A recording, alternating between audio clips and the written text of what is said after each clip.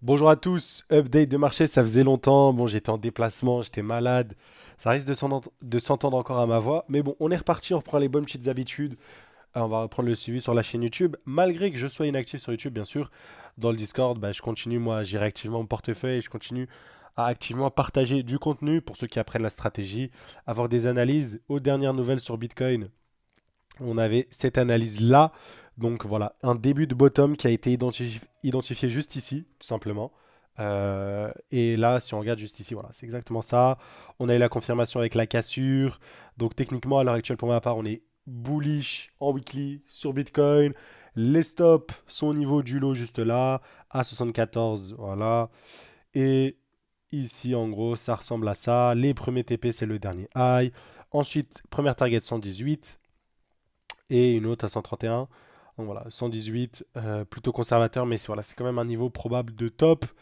Comme 131, voilà, c'est des targets, bon, c'est des TP, des idées de TP qui sont intéressantes. Voilà sur Bitcoin, le plan à l'heure actuelle. On a eu pareil sur Ethereum. En tout cas, sur Ethereum, ce qu'on fait là, c'est une jolie bougie mensuelle, vous le voyez juste là. Donc on est le 29 avril à l'heure où je tourne, et à l'heure où vous voyez la vidéo. Enfin, pour la plupart, bon, peut-être vous voyez la vidéo demain. Bref, quand vous voyez ma charte, on est le 29 avril, voilà ce que je veux dire. Et pareil, on est potentiellement sur un bottom local. Comme je l'ai dit, pour ma part, là, on va avoir quand même un momentum haussier vu qu'on est arrivé sur les supports. Du moins, un rebond technique. Et pour ma part, ce rebond technique, et il faudra le suivre notamment sur la bourse américaine, ok, aux États-Unis. Ce rebond technique sera utile pour sortir, mais pas en mode racheter et faire des plus hauts. Peut-être que je me trompe. En tout cas, mon niveau d'invalidation se retrouve sur le high de la distribution juste là. Tant qu'on ne le casse pas, pour ma part, on peut, comme je vous l'ai montré ici, revenir jusque là, casser des highs en weekly, notamment sur le SP500. On ira pour moi faire des plus bas tant qu'on ne casse pas le high de cette distribution qui a duré une centaine de jours en ATH sur notre ami le SP500 ou sur le Nasdaq, ok, et qui sont aussi, enfin, les cryptos qui sont intimement corrélés à ces indices-là. Donc, pour le coup, on a, pour ma part, affaire à des rebonds techniques. Ok. Et les rebonds techniques peuvent vite vous enflammer et vous faire oublier les choses. Parce que moi, un rebond technique sur Ether à l'heure actuelle, c'est limite un retour jusqu'à 2700, 2800. Ok. Jusqu'à cette FVG mensuelle. Ok.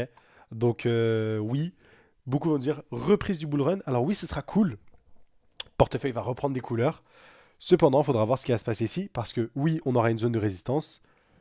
Mais si selon moi on ne franchit pas cette FVG, la probabilité de descendre plus bas, peut-être pas ici, ou du moins dans un range, ouais, je sais pas, voir plus bas, bref, en tout cas de ne pas faire de nouveaux ATH et de garder ce high là, ce low là, et voilà, elle est élevée. Donc ce rebond technique sera là pour alléger certaines positions qui étaient en lourde perte, ok, des valeurs plus spéculatives, parce que je vous l'ai dit, pour ma part, on arrive dans un environnement qui est non propice à la spéculation, ok.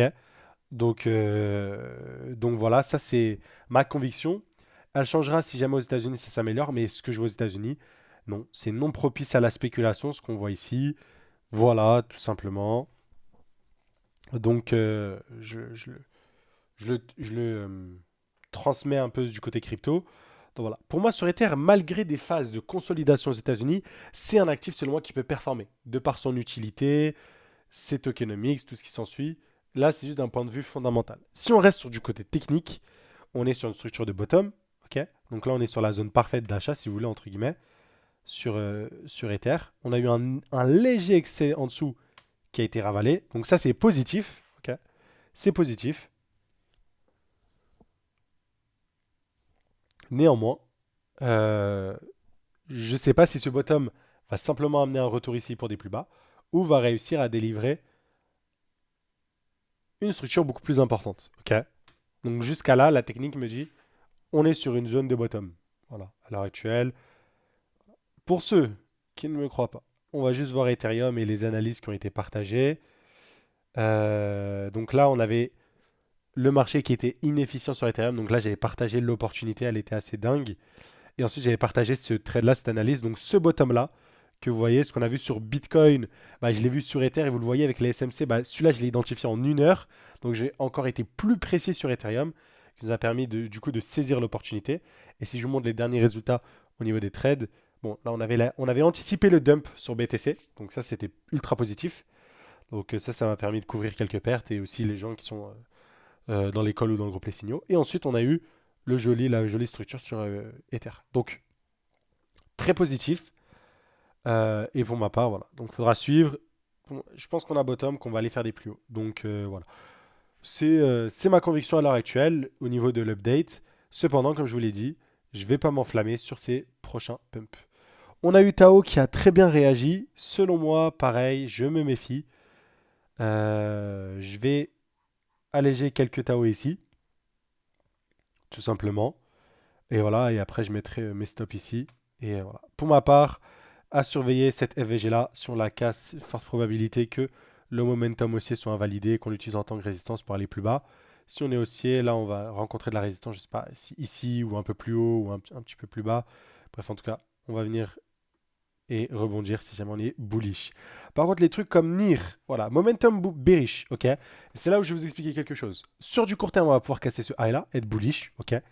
Malgré cela, je pense tout de même que, comme Ether, tant qu'on va pas casser en mensuel les gros niveaux, comme ici, on serait potentiellement sur une distribution et que même si on fait comme ça, pour ma part, on peut venir se stopper dans cette grosse FVG pour ensuite aller plus bas ou du moins au moins retravailler le support si jamais on est sur une zone de réaccumulation comme sur le bottom. Ok. Donc voilà moi ma vision sur NIR. Donc je pense qu'on va avoir un rebond et que ce rebond-là va amener voilà, un retour sur ces niveaux-là. Donc c'est limite des x2 hein, pratiquement. Et depuis les bottoms, si on regarde hein, depuis ici à là, voilà, 100 x2. x2,5, x2,4 exactement. Donc voilà. Malgré qu'on casse ces highs là, pour ma part, ce ne sera pas suffisant. Parce que sur du mensuel, on restera baissier. On va juste revenir dans les gaps, tout simplement. Et voilà quoi. Donc ça n'empêche, pour moi, il y a des opportunités. Donc, il y a des achats qui sont effectués sur NIR. Mais je n'hésiterai pas à bien observer la structure et à alléger mes positions et à bouger mes stops si j'ai acheté la break-even. Parce qu'il y a de fortes probabilités que si jamais on s'arrête comme ça et qu'on fasse ça, qu'on n'ait pas fini la structure de bottom, qu'on aille plus bas ou qu'on tente de créer un range de réaccumulation avant de repartir. Donc ça c'est par exemple ma vision sur les NIR et ça corrobore un peu avec Ethereum que je vous l'ai dit, rebond technique et je ne parlerai pas de reprise haussière au vu des structures que j'ai sur les altcoins. Là où sur Bitcoin, c'est pas du tout pareil. Sur les altcoins, voilà, je ne peux pas parler de structure haussière quand je vois ça. Et comme je vous l'ai dit, si jamais on a trouvé le top aux États-Unis, qu'on continue sur un prochain flux baissier, on a eu le premier, très violent. Si on en a un autre, voilà, ce ne sera pas propice, comme on l'a dit. Donc voilà, je préfère vous le dire. Néanmoins, il y a quand même des opportunités sur ces mouvements-là, d'où le fait on va les trader, ces bottoms-là locaux, et voilà. Euh, du côté Arweave, c'est pareil pour ma part. Oui, on est sur des niveaux très bas. Donc c'est intéressant. On est en train de faire une structure de bottom. Voilà. S'il y a un rebond, pour ma part, il sera technique. Et en vrai, tu peux le regarder juste ici avec toutes ces bougies rouges. Pour ma part, on va au moins avoir un retour jusque voilà, 50% de Fibo, donc 12 dollars. Ça me permettra de quand même réduire ma position parce que j'ai quand même pris une position à 14, à 16, à 20. Donc voilà. Et là, j'aurai deux possibilités. Soit on va continuer le momentum, et je me trompe, soit on va juste, ça va servir du coup à la smart money d'exit et aller plus bas. Moi, je pense que c'est ça qui va se passer, notamment sur la bourse américaine. C'est pour ça que je vous le dis, sur les cryptos, il y a des probabilités que ça se passe. Pour ma part, au niveau des États-Unis, les gens vont arrêter d'acheter des trucs comme Apple, de l'IA à gogo, parce que les trucs se payent. Bon, ouais, je suis pas un expert en bourse, ok, voilà, mais d'un point de vue fondamentaux, de ce que les entreprises génèrent et ce qu'elles valent, il y a quand même. On a pas mal tiré l'élastique, on l'a vu hein, avec ces paraboles sur Nvidia, etc. Donc pour ma part, je pense que voilà, tout simplement, la smart money sur ces phases-là va juste se mettre à redistribuer et ce ne sera pas le moment de réaccumuler en mode c'est un bottom et on va juste faire des plus hauts à tout jamais parce que c'est le SP500, c'est trop cool, c'est magique.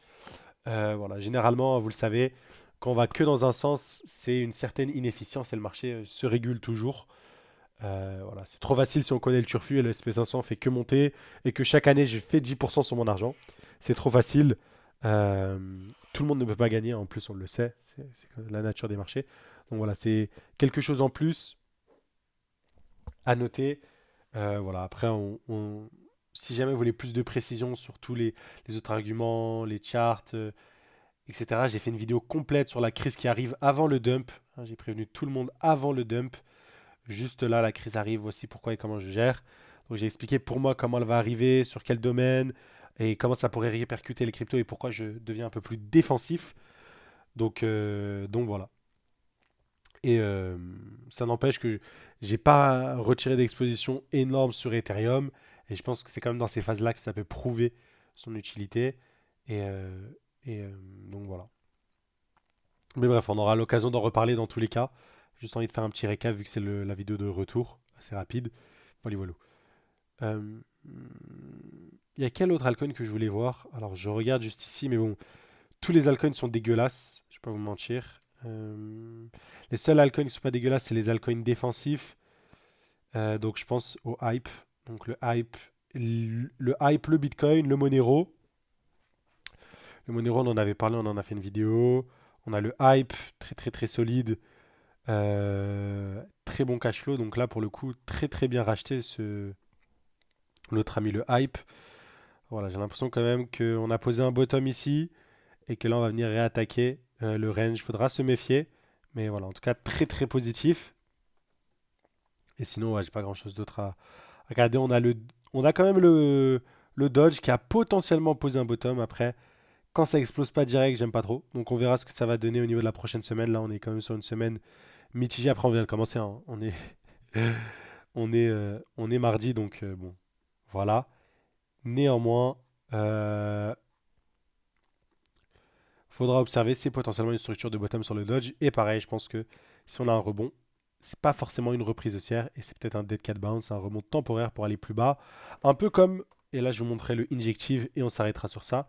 Un peu comme ici, tu as l'impression que ça accumule, ça repart, hop, ça revient ici dans une supply et boum, ça redump. Et là, voilà. Donc pareil, je vous ai dit, je pense que ça va pump. Potentiellement, on a un excès baissier, mais après, c'est simplement pour sortir et mieux dump. Voilà.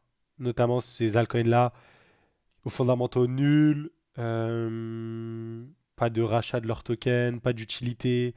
Bref, complètement bidon, un projet comme Injective. Donc voilà, c'est plus l'heure de la spéculation. Je l'ai dit sur Injective, j'étais baissier, on me prenait pour un fou. Je l'ai dit sur Caspa. Voilà, vous voyez le Caspa, c'est. Voilà, on a des rebonds, mais c'est des rebonds techniques qui ramènent des plus bas. Pareil ici pour ma part. On a une structure de bottom local. Donc voilà, on a notre rallye haussier. Et pour ma part, le rallye peut s'arrêter juste là et aller faire des plus bas. Même si on a cassé ce dernier high. C'est pour ça que je vous le dis, faire attention. Voilà tout ce que j'avais à dire pour aujourd'hui. C'était la petite vidéo retour. Donc voilà, bullish, rebond temporaire. On parlera des altcoins défensifs que j'aime bien, type Hype, XMR. Donc voilà. Mais sinon, pas grand chose de sera à dire. Ne serait-ce que on va voir ce qui va se passer aux États-Unis. C'est un peu ça qui a bougé. Là, c'est un peu. On a mangé pas mal de semaines où ça faisait que chuter. On est revenu sur des niveaux de 2020, 2022. Bear Market 2022. Et là, il faudra voir. En tout cas, on a trouvé un support ici. On va avoir un rebond technique. À voir où est-ce que le top se créera. Ce qu'on va ranger. Dans tous les cas, je ne pense pas qu'on cassera ce high-là. Et tant qu'on ne le casse pas, pour ma part, la prochaine direction sera baissière. Et il faudra profiter du coup de ce rebond-là pour essayer de sortir. Voilà, pour l'instant, c'est ce que j'envisage. Voilà, donc la vidéo touche à sa fin. J'espère qu'elle vous a plu. N'oubliez pas de lâcher un petit pouce bleu, de rejoindre l'école ou le groupe Les Signaux si vous voulez les analyses en direct, même quand il n'y a pas de vidéo YouTube avec une stratégie éprouvée, hein, et ceci depuis plusieurs années, que vous pouvez voir sur la chaîne YouTube. Et voilà, vous avez tous les résultats, ok, les trades envoyés en public, tous les résultats. Donc les stop loss sont tous envoyés, vous avez tout ça. Et voilà, vous avez un truc. Bref, n'hésitez pas, c'est une petite ressource en plus que vous pouvez utiliser. Et notamment si vous maîtrisez la stratégie, vous allez pouvoir l'utiliser de partout parce que on envoie des analyses aussi du côté bourse. On a anticipé des retracements pour pouvoir vendre par exemple Alibaba au bon moment, Xiaomi, voilà. On a fait des petites analyses commodities, gold, donc voilà. Et donc voilà. N'hésitez pas et à très très vite. Très bonne journée et ciao ciao.